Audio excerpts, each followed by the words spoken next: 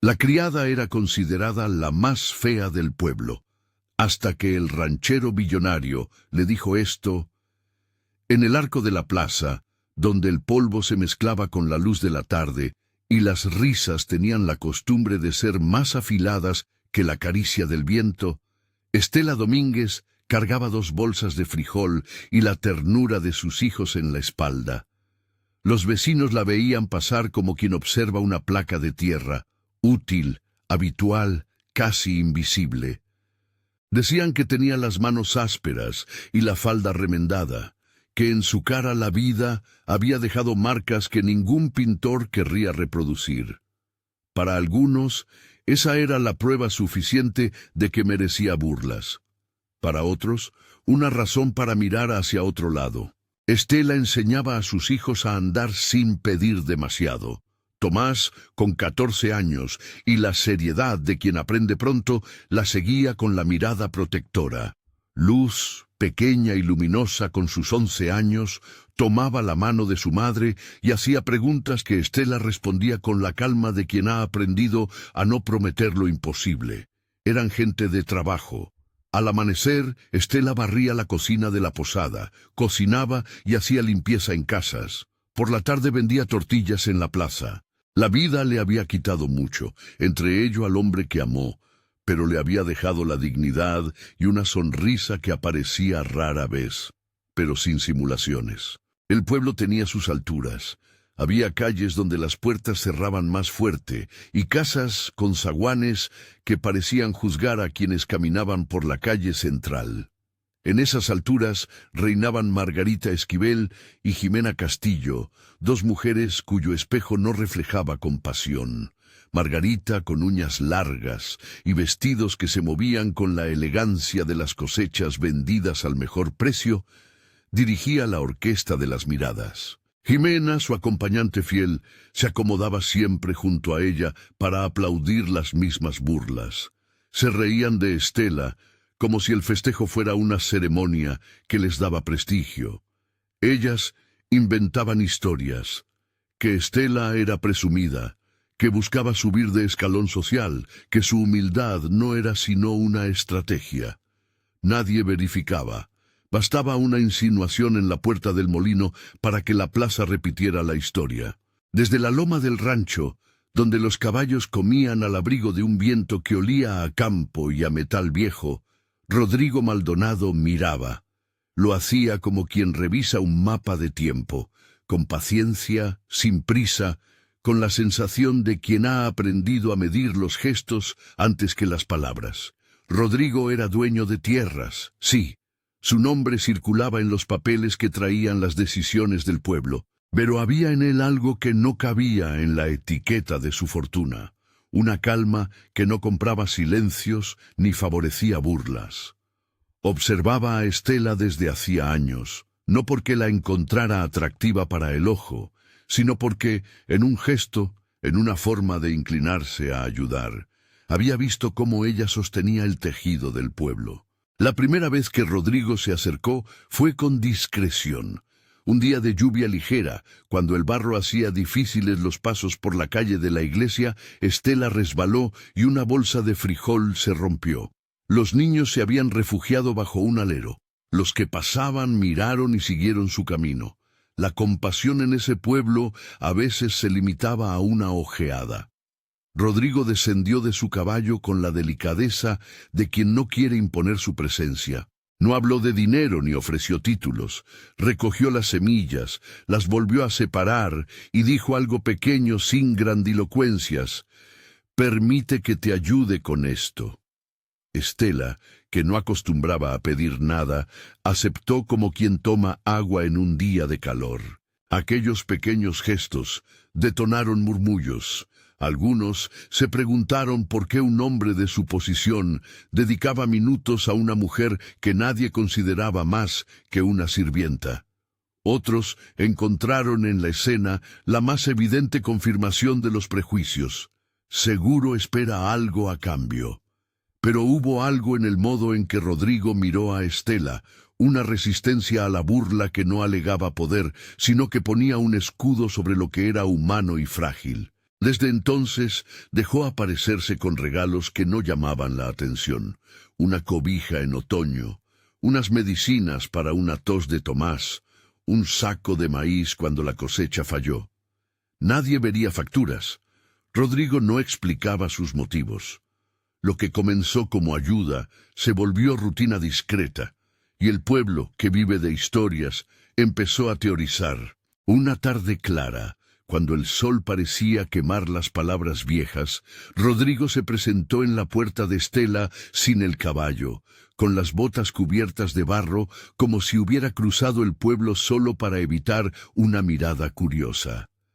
Le dejó una cajita con pan y con la voz baja le preguntó por la salud de la niña. Estela agradeció y ofreció té. No hablaron de títulos ni de riquezas. Conversaron de cosas pequeñas, del clima, de la escuela de luz, de las zanjas que había que limpiar. Fue un intercambio que no buscó capitalizar sentimientos. Sin embargo, la plaza tomó nota. «¿Qué quiere ese señor con ella?», preguntó Margarita una mañana en la puerta de su casa, mientras arreglaba una flor en su sombrero. «Tiene riquezas. No suele interesarse en quien no le da utilidad». «Quizá es una moda», dijo Jimena con esa mezcla de veneno y sarcasmo que les gustaba más que la conversación misma. «Vienen y recomponen la carne vieja de este pueblo para su entretenimiento». Las palabras circularon y se convirtieron en telaraña. De pronto, lo que había sido un gesto amable se volvió sospecha. El gusto por el chisme dio a las burlas nuevos ornamentos. Cartas anónimas aparecieron en el umbral de la posada de Estela. Carteles con insinuaciones pegados en las paredes del mercado, la muñeca de luz encontrada bajo la cama con una aguja clavada en el vestido. El mundo, como un cajón, se llenó de objetos que hablaban sin declaraciones. Para los ojos de Estela, cada nueva humillación era una piedra, para los hijos, un motivo de alerta. Tomás juró cada noche que no dejaría que nadie dañara a su madre, y Luz, con lágrimas que no entendía cómo contener, abrazaba lo único que tenía: la inocencia. ¿Qué harías tú si tu realidad se volviera rumor? ¿Si las manos que te reconfortan fueran calificadas como sospechosas? El narrador sabe que en la mente humana las preguntas se vuelven espejos. Algunos responden con rabia, otros con silencio. Estela optó por el silencio y el trabajo. Sus noches eran para coser y ahorrar. Sus mañanas para levantarse antes del sol. A veces miraba al cielo y agradecía por lo que quedaba: 2 hijos, una casa que resistía el tiempo y la memoria de su esposo. No reclamaba justicia, solo pedía pan. Rodrigo, que no solía dar explicaciones, decidió hacer algo que el pueblo no esperaba: hablar en la plaza. No fue una intervención grandiosa ni teatral. Al contrario, se acercó al escenario donde cada quien colocaba su verdad, y con voz firme dijo 3 palabras que cambiaron la tonalidad de ese día. «Ella me inspira respeto». No pronunció maravilla ni belleza, palabras que en la boca equivocada pueden salir como una moneda de cambio. Dijo respeto, y enseguida, mirando a la gente que se arremolinaba, añadió: «La he visto cuidar a mi padre cuando enfermó una temporada. La he visto ir hasta la última casa para llevar pan a quien lo necesitaba. Eso para mí vale más que las apariencias». Fue suficiente para crear un ruido distinto. Algunos lo miraron con incomodidad. La protección de un hombre con poder puede parecer amenaza. Otros respiraron aliviados. Se dio por sentado que la plaza necesitaba a alguien que dijera la verdad de vez en cuando. Margarita torció la boca. Jimena frunció el ceño. El comentario de Rodrigo no detuvo las habladurías, pero las hizo cambiar de dirección. Ya no se trataba solo de burlas. Había una figura pública que observaba y contradecía. En la casa de Estela, ese episodio resonó como una ola. Ella no buscó fama. Se sentó en la cocina, ventilada por un hilo de luz, y vio a Tomás con la frente baja, calculando la posibilidad de una pelea que no tenía armas. Luz preguntó si aquel hombre vendría a cenar alguna noche. Estela, que sabía leer las intenciones detrás de los gestos, negó con la cabeza. «No, mi amor», dijo, «él solo ayuda». No añadió más. Había algo delicado en aceptar ayuda sin convertirla en moneda de cambio. En el fondo, Estela quería respetar su independencia. La reacción de Rodrigo fue igualmente moderada. No hizo anuncios ni regalos ostentosos. Dejó que la gente viera que intentaba ser constante. Acompañaba a la familia a la feria un domingo, pagaba la consulta del médico cuando Tomás se torció el tobillo, mandaba un saco de calzado cuando la niña se quejaba de una bota rota. Sus hombres, Jacinto y otros peones, empezaron a ser testigos mudos de esa relación en la que no había sumas, sino pequeños deberes respondidos. Pero la envidia es una llama que prefiere la privacidad para crecer. Margarita y Jimena comenzaron a gestar planes que no podían ventilar en la tarde, conspiraciones que se tejían con la sutileza de la malicia. No fue solo una cuestión estética.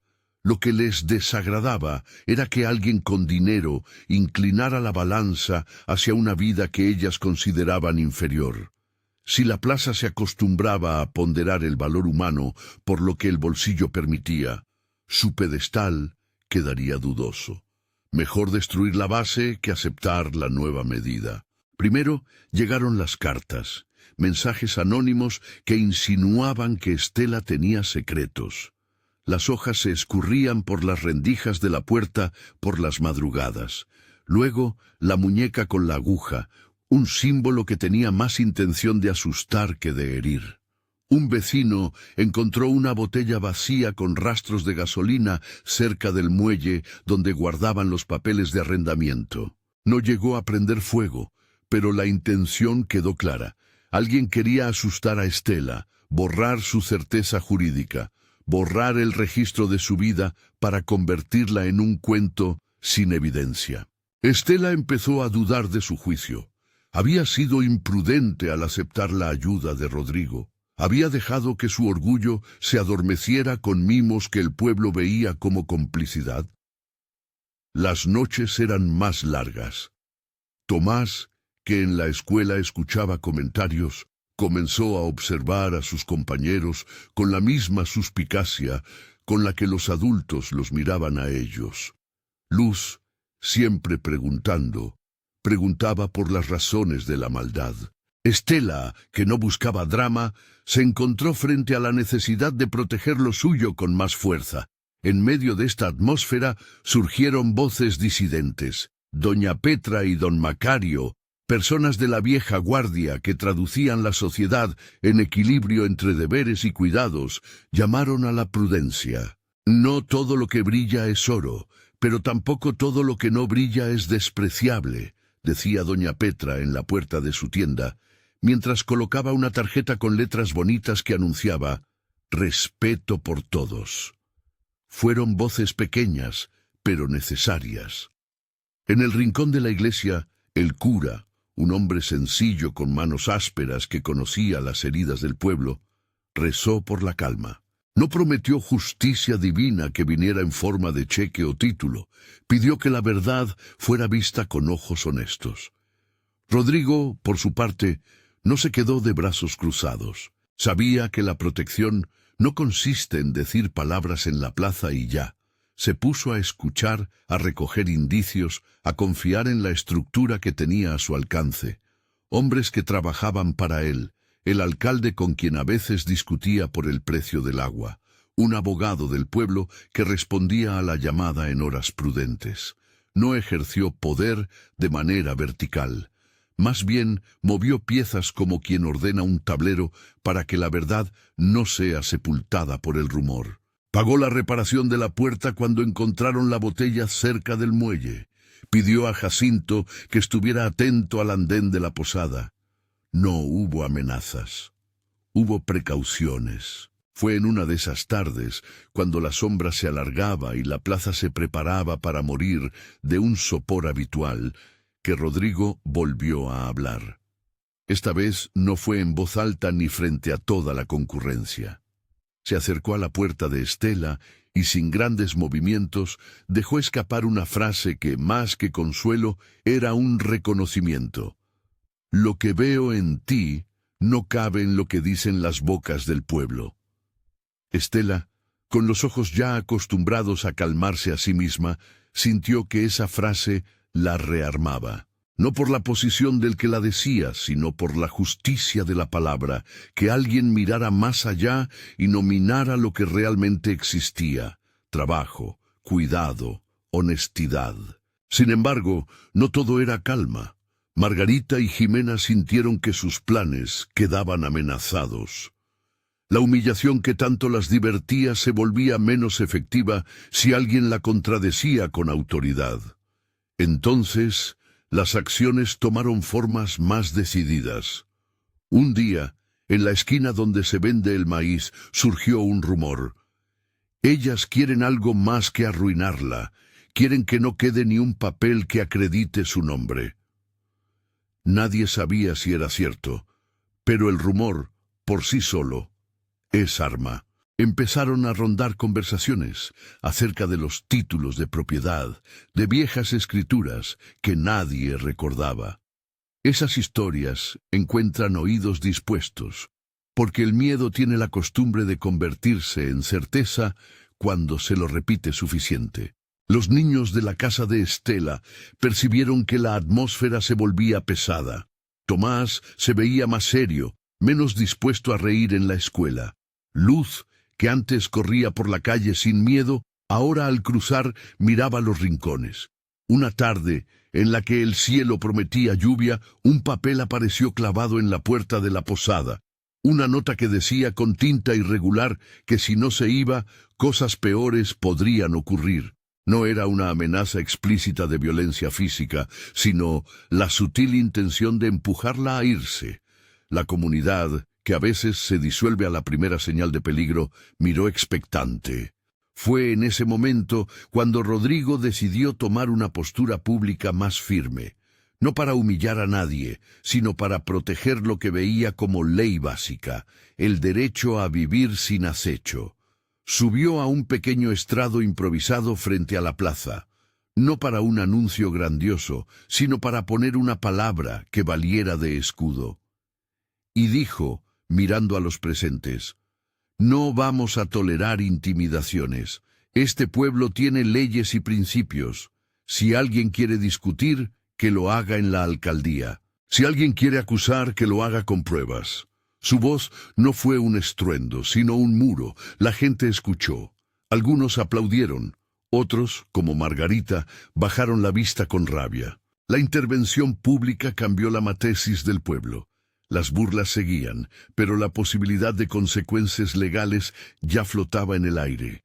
No fue venganza, fue la aplicación de normas. Rodrigo no quiso que nadie lo confundiera con un justiciero. Llamó al alcalde, habló con el abogado, pidió que se hiciera una revisión de las escrituras en el registro. No porque creyera que los papeles eran la única verdad, sino porque en esa misma mesura legal podía encontrarse la posibilidad de que la vida de Estela recuperara sus cimientos. Pero la malicia no cesa por decreto. Cuando la ley se acerca, la envidia inventa modos de doblegarla. Margarita y Jimena, sintiéndose acorraladas, comenzaron a tramar algo que parecía salida de una vieja comedia y de un peligro moderno: quemar lo que pudiera probar la posesión de Estela. El plan se gestó en una cocina perfumada por pan recién hecho, donde las palabras se ponían en orden para ejercer daño. Si quitas sus papeles, dijo una con voz baja, no podrá pelear legalmente. Se irá o morirá de vergüenza.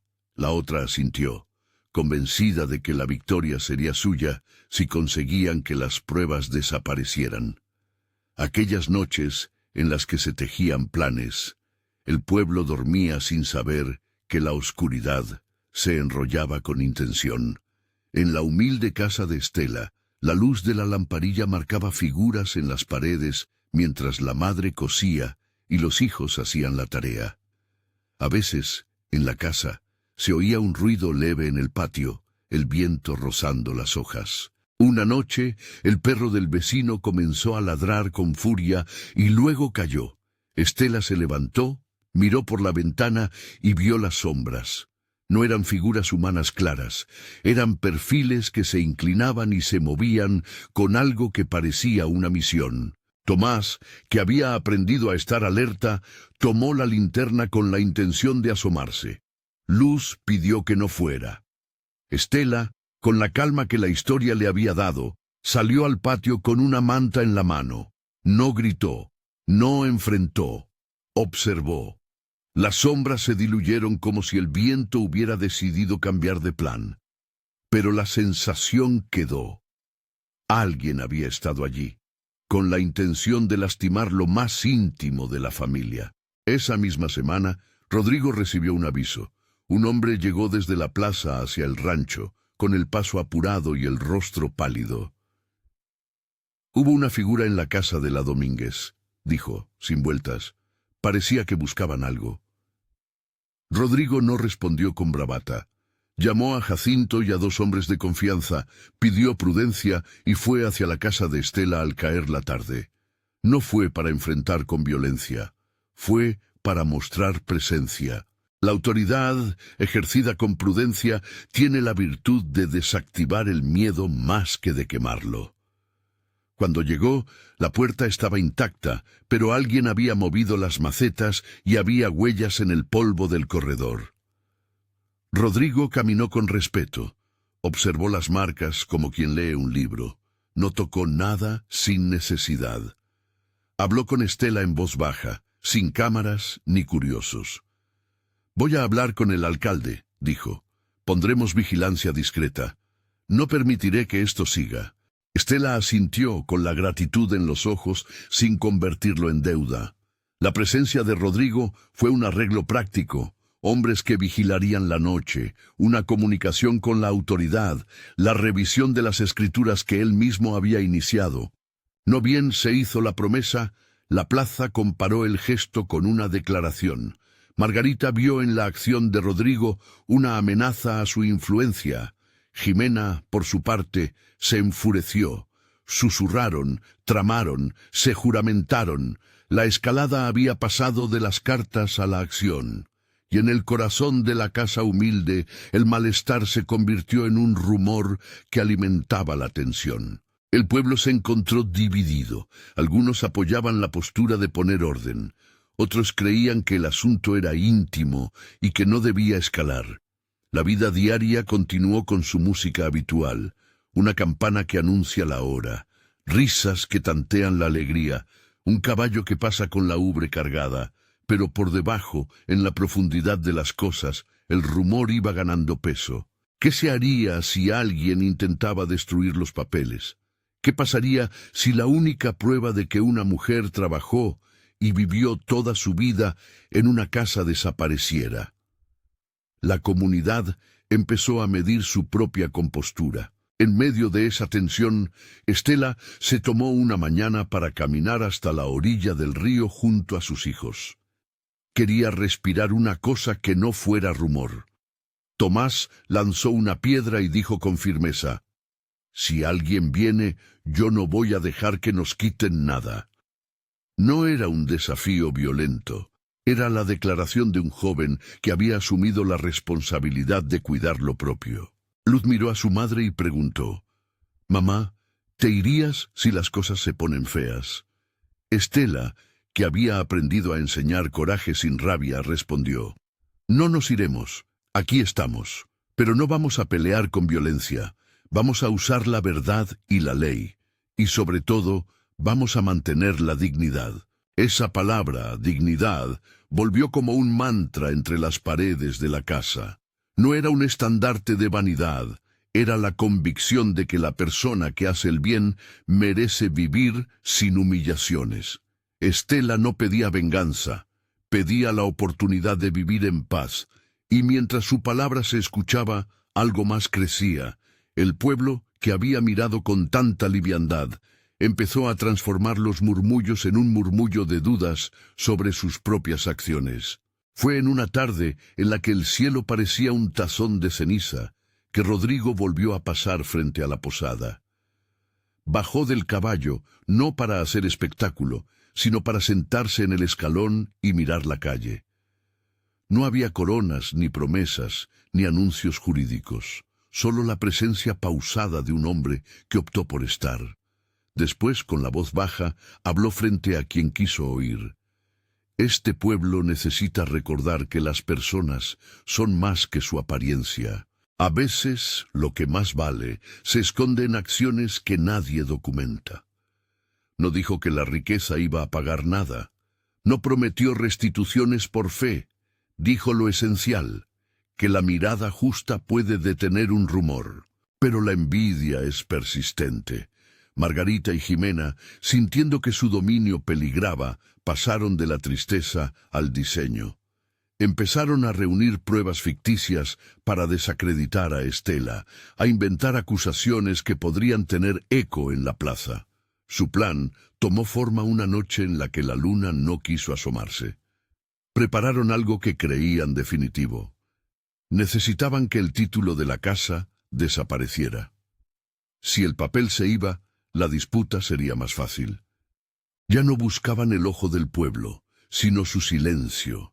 Esa noche, mientras la casa dormía, una figura se acercó con cuidado. No era la primera vez que alguien rondaba, pero esta vez la intención se percibía más nítida. La figura se inclinó hacia la puerta. Intentó abrir. En el interior, Tomás se despertó al sentir el crujir de la tierra. Miró a su madre. Ella se levantó sin prisa. No hizo ruido. Tomás tomó un palo por si acaso, pero Estela lo detuvo con un gesto. «No ahora, hijo. Observa primero». La prudencia, repetida como lección, estaba presente. Afueras, la figura retrocedió al sentir pasos en el camino. Jacinto pasaba con una linterna, enviado por Rodrigo para vigilar. La sombra se deshizo y se perdió en la oscuridad del camino. No hubo incendio, no hubo confrontación, pero la huella quedó. Alguien había intentado entrar. Al amanecer, la noticia se dispersó como un aceite que tiñe el agua. El pueblo despertó y sintió la amenaza. La sensación de peligro ya no era rumor, era real. Rodrigo, al enterarse, vino enseguida. No para castigar sin proceso, vino para que el proceso se activara. Llamó al alcalde, habló con el abogado, presentó evidencias y pidió que la investigación se hiciera con rigor. La seguridad se volvió visible. Un par de hombres habían pasado la noche en la casa de Estela y el registro de las pisadas se guardó como prueba. La situación cambió de campo. Había un incidente que no podía ser borrado con palabras. La plaza se quedó en silencio, porque la ley exigía pasos. Margarita y Jimena miraban desde la distancia, con los gestos crispados. Su plan había fracasado por la sola presencia de la gente que decidió no callar. El pueblo, de golpe, tuvo que elegir su postura ante la violencia. Algunas personas que antes habían reído, ahora miraban con vergüenza. La moral comunitaria, cuando se pone en juego, tiende a dividir a los que callan de los que actúan. En la casa, Estela miró a Rodrigo con gratitud contenida. No era una gratitud de favores, era la de quien reconoce a un aliado que ha dado pasos concretos. Él dijo algo que, sin ser grandioso, plantó una semilla nueva en la memoria de aquellos que escucharon. No te estoy ofreciendo un refugio de papel, te ofrezco que se respete tu nombre. La frase quedó como una promesa de respeto, no una garantía de riqueza. Y la gente la repitió, sin saber que aquello sería el inicio de más gestos y de un camino que no podía resolverse en un solo día. El pueblo había cambiado de ritmo. Ya no eran solo burlas. El rumor se había convertido en caso, y en ese pasaje, en esa madrugada en que la sombra había intentado entrar, el tejido de lo que sería la verdad comenzó a tensarse. Algunos se pusieron al lado de la ley.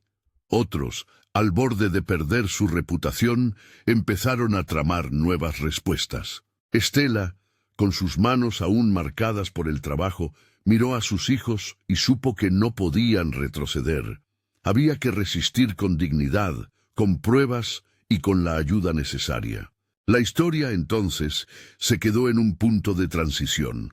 La plaza esperaba el desenlace de las decisiones que se habían tomado en voz baja y en secreto. ¿Qué harían quienes habían intentado destruir pruebas? ¿Qué revelaría la investigación que Rodrigo había impulsado?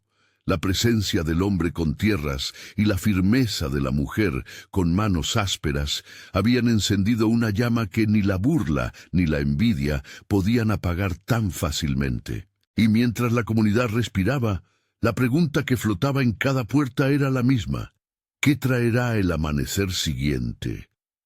El amanecer trajo consigo algo que ya no era solamente rumor.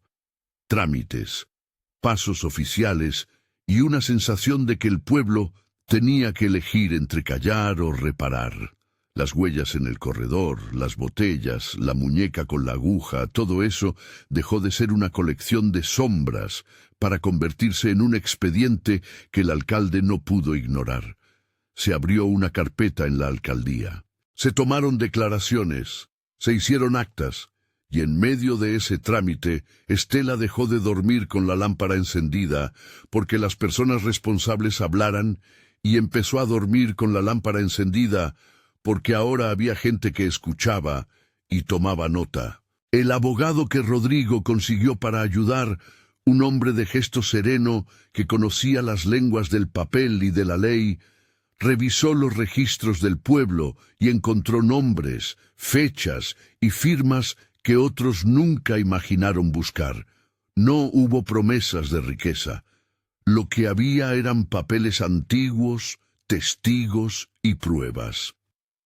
El primer golpe de verdad llegó gracias a una vecina que, entre vergüenzas, contuvo la confesión de una noche. Había visto a alguien merodear detrás de la casa de Margarita la semana anterior. No era una prueba definitiva, pero servía para hilar sospechas. Otra testigo habló de una conversación en la que Jimena había sugerido que los papeles debían desaparecer. Las pequeñas voces del pueblo, que antes no se atrevieron a hablar por miedo a las miradas, ahora se acercaron una a una. Una mañana fría, mientras los hombres de Rodrigo ayudaban a reparar el porche raspado por la intemperie, la pala de uno de ellos golpeó algo resistente bajo la tierra. No era piedra, era metal.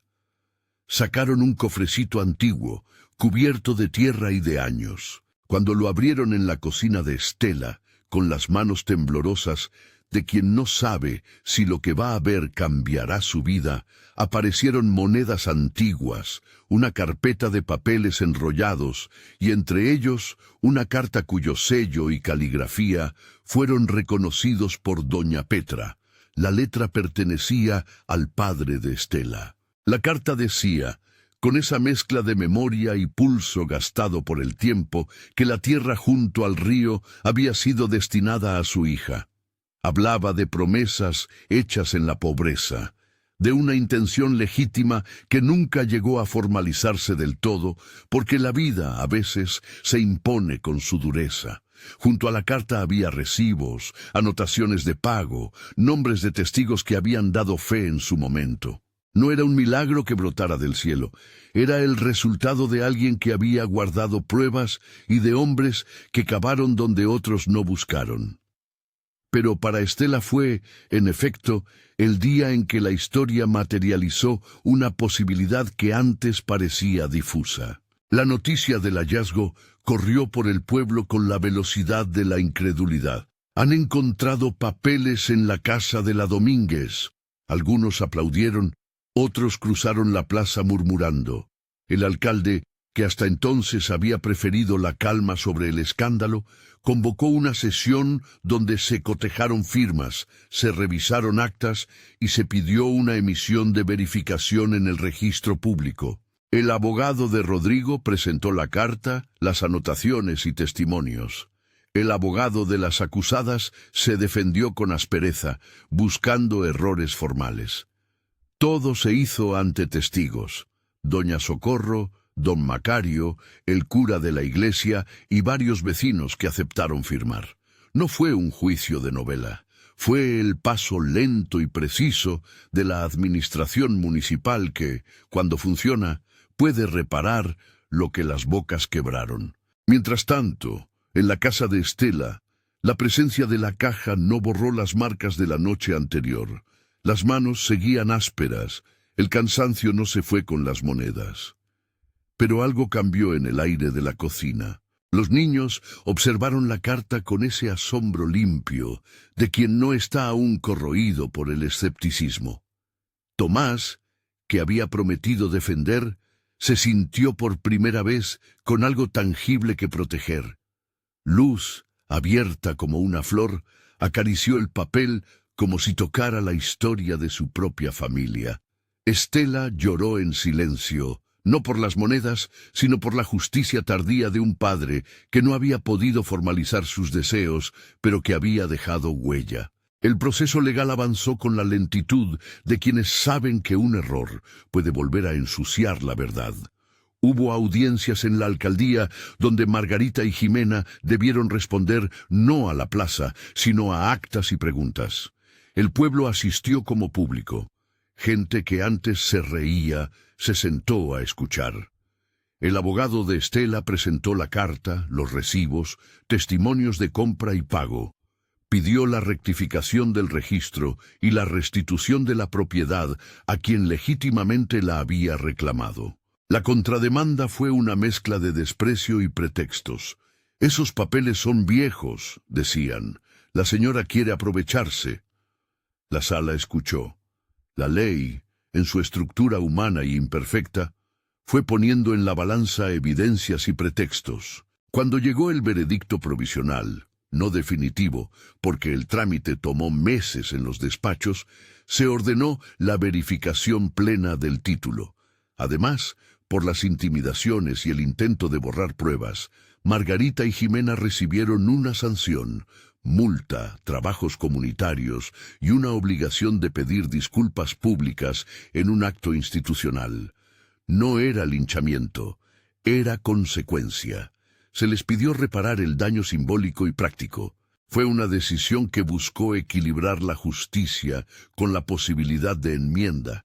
Sin embargo, la restitución total no nació del papel encontrado de la noche a la mañana. Hubo registros que cotejar, firmas que confirmar, papeles que debían pasar por manos oficiales. En una de esas jornadas, en el edificio del registro, el juez anotó: «Hay indicios suficientes para ordenar la regularización de la propiedad a favor de Estela Domínguez». Era una sentencia técnica que se celebró en la casa como quien celebra una cosecha. No hubo trompetas, solo un suspiro colectivo que se extendió por la plaza. La gente que durante años había juzgado por la apariencia observó el proceso con sorpresa. Algunos se acercaron a pedir perdón en voz baja. Otros solo miraron desde sus puertas. Doña Petra fue una de las que acudió a la casa con una canasta de frutas y una disculpa hecha de palabras sencillas. «Me equivoqué, hija, no supe ver».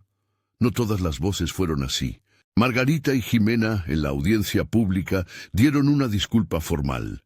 Era fría y forzada, pero la sanción las obligó a hacer trabajo comunitario durante meses en el centro de salud y en la escuela, donde tuvieron que entregar materiales y acompañar a las familias más necesitadas.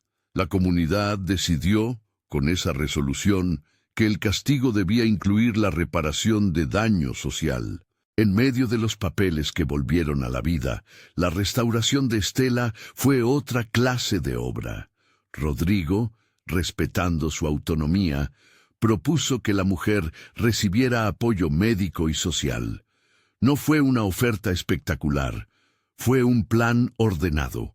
Revisión médica completa para ella y los niños, atención dental para la sonrisa que el trabajo y los años habían relegado, apoyo para que Tomás pudiera terminar la secundaria sin tener que trabajar jornadas interminables, becas para luz. Todo se hizo con discreción. Rodrigo pagó, sí, pero dejó que fuera Estela quien decidiera los pasos. No hubo anuncios a la prensa del rancho ni repartos pomposos. Hubo citas en una clínica de la ciudad, manos profesionales que devolvieron a Estela cosas sencillas como un diente sano y una pequeña intervención para una cicatriz en la mano que la hacía recordar la noche en que perdió al hombre que amó. La restauración no fue un arreglo de imagen, fue cuidado por la salud, por la dignidad de poder sonreír sin que la boca doliera. Eso no transformó a Estela en otra persona hecha de seda. La dejó con el mismo carácter templado, pero con una certeza nueva, que su nombre estaba respaldado por la ley y por quienes decidieron no mirar a otro lado. La ropa que le regalaron fue sencilla y modesta. No se trataba de volverla bonita, sino de darle herramientas para que saliera a la plaza sin sentir el peso del juicio en cada costura. Ella aceptó lo necesario y rechazó lo superfluo. Con paciencia empezó a cambiar gestos. Ya no escondía las manos en el delantal. Permitió que alguien le hiciera un corte de pelo que la liberó de la inevitabilidad de su antigua imagen. Se dejó poner unos anteojos que la hicieron leer sin esfuerzo.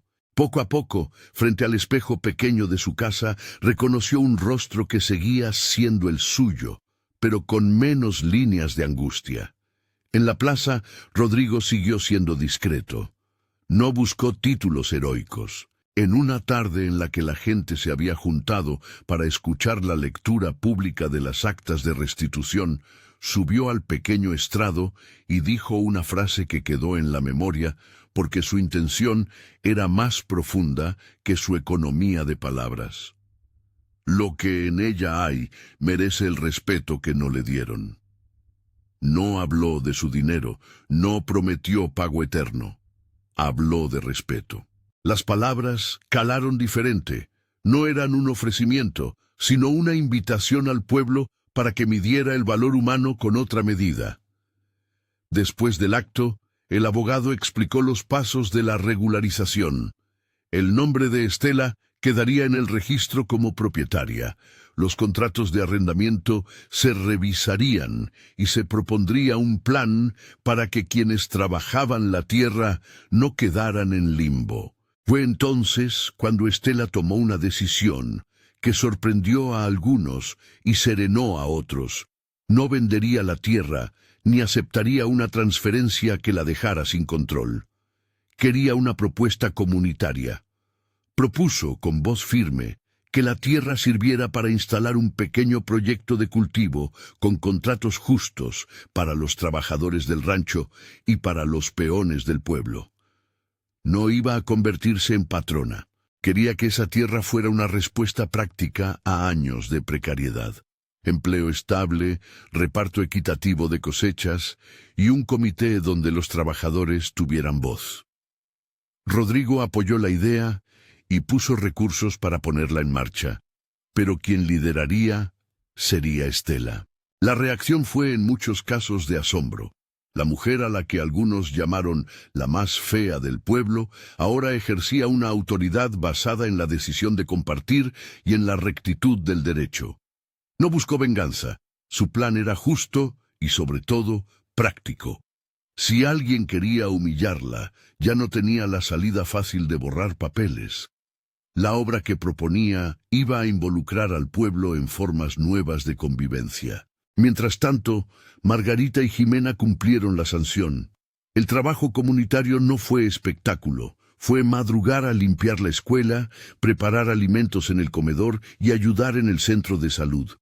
Poco a poco, y sin discursos, sus manos aprendieron otra geografía, la de la ayuda. Hubo quien las miró con desconfianza. Otras personas las aceptaron con cautela. Ninguna de las dos recibió un perdón público inmediato, ni una corona de limpieza moral. La comunidad exigió acciones, no palabras. Con el tiempo y el esfuerzo, y con la presión de la sanción, algunas pequeñas transformaciones aparecieron. No se convirtieron en santas, fueron mujeres que, obligadas a reparar, empezaron a comprender el peso de sus actos. Estela, por su parte, diseñó el Comité de la Tierra con la claridad de quien ha conocido la fragilidad. Un representante de los trabajadores, una persona del ayuntamiento, un técnico que enseñara prácticas agrícolas sostenibles y ella misma como presidenta. La tierra se sembró con semillas distintas, parte para sustento, parte para venta, parte para reservorio en temporadas malas. Rodrigo aportó capital inicial, pero se quedó fuera de la firma directa de contratos. No quería que su nombre fuera el que pareciera comprar la buena voluntad del pueblo. Fue su manera de decir que quería justicia, no favores. En la casa, la vida cotidiana fue encontrando un ritmo que no era el del miedo. Tomás pudo reducir sus turnos de trabajo en la posada para estudiar. Obtuvo una pequeña beca para su secundaria. Luz recuperó sus tardes de juego.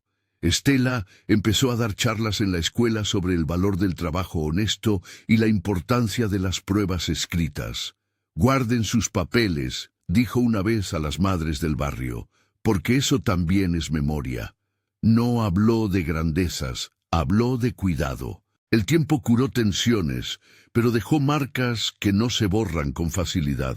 Hubo episodios de murmullos y miradas largas durante meses.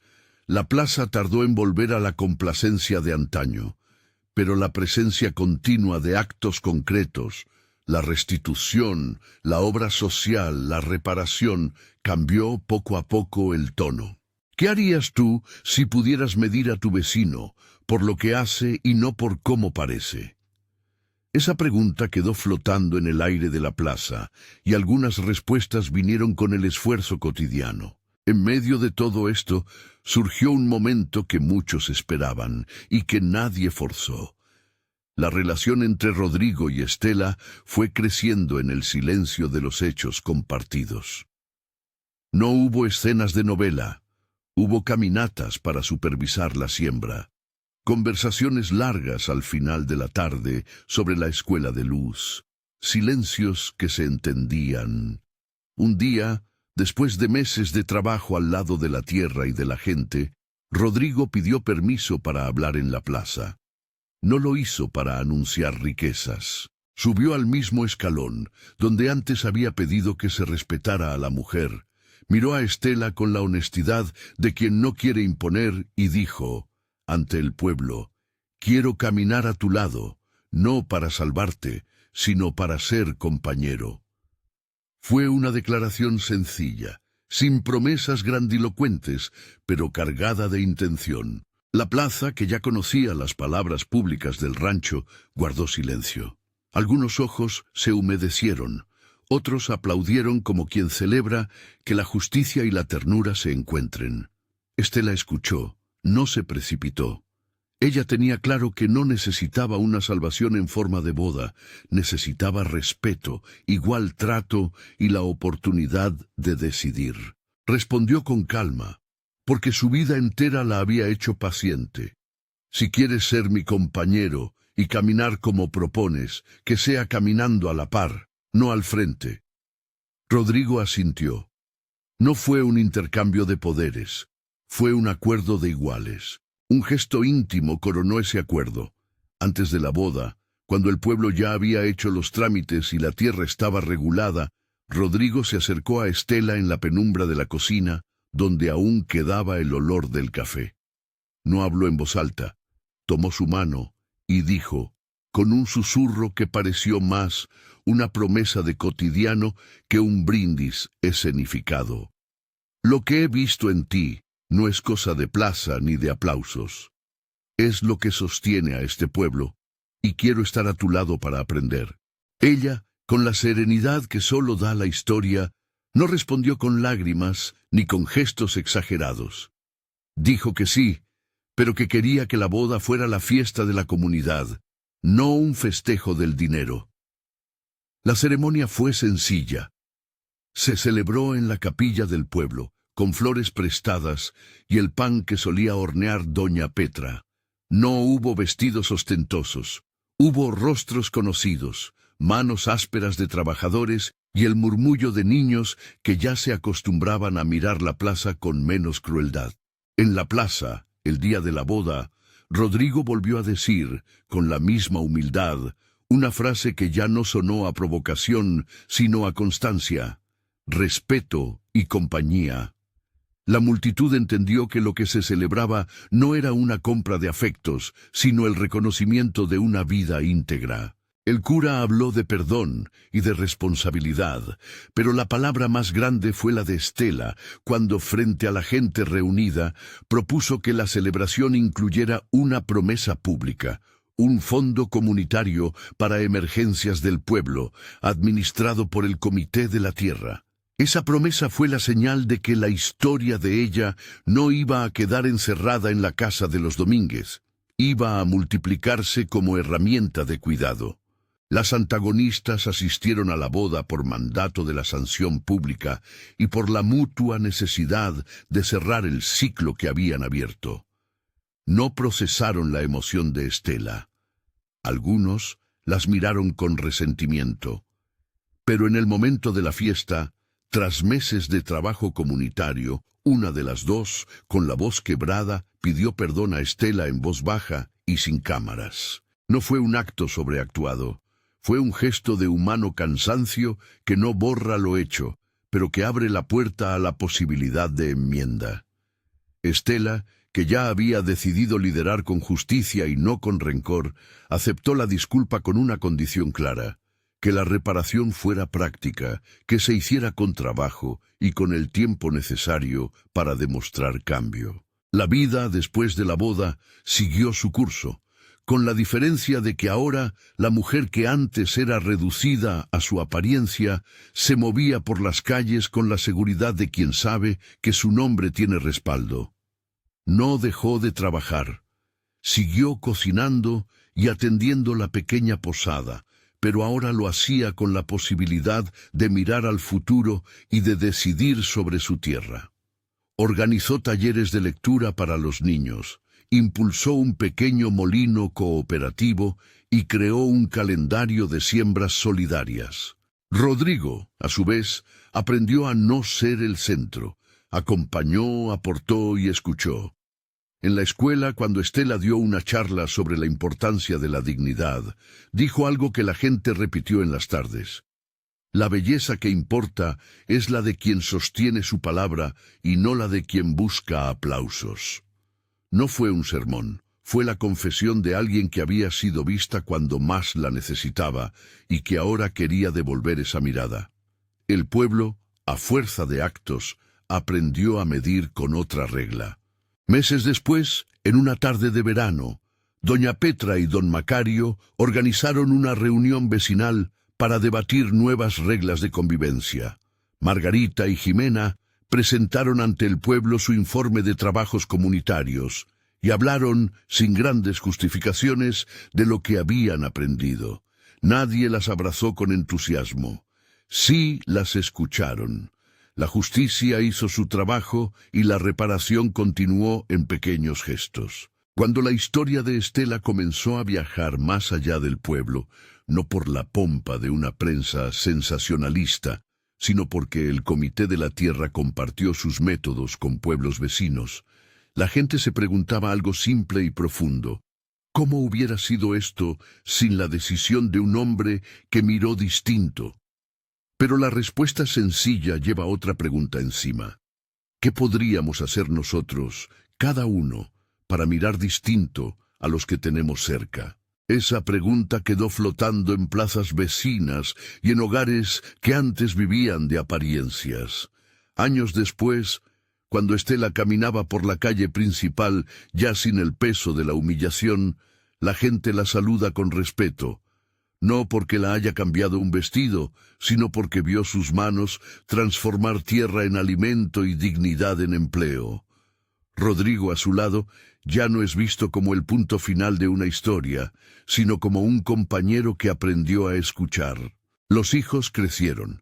Tomás se convirtió en técnico agrícola y Luz siguió estudiando con la beca que el comité mantuvo para las niñas del pueblo. La casa donde antes hubo noches de miedo, ahora es un lugar donde se guardan recuerdos y se planifican siembras. En la última escena que conviene recordar, se ve a Estela en la plaza, con un delantal limpio, mirando cómo los niños corren. Se acerca a Rodrigo y le susurra, sonrisa leve, «Todo esto no es por mí, es por los que vienen». Él asiente. No hay grandilocuencia, solo la certeza de que la justicia y el cuidado pueden caminar juntos si alguien da el primer paso. Antes de marcharse, Estela se detiene frente a la iglesia y con voz baja dice una bendición. Que Dios bendiga a los que ayudan sin buscar reconocimiento y a los que se atreven a reparar. No promete riquezas celestiales ni milagros instantáneos.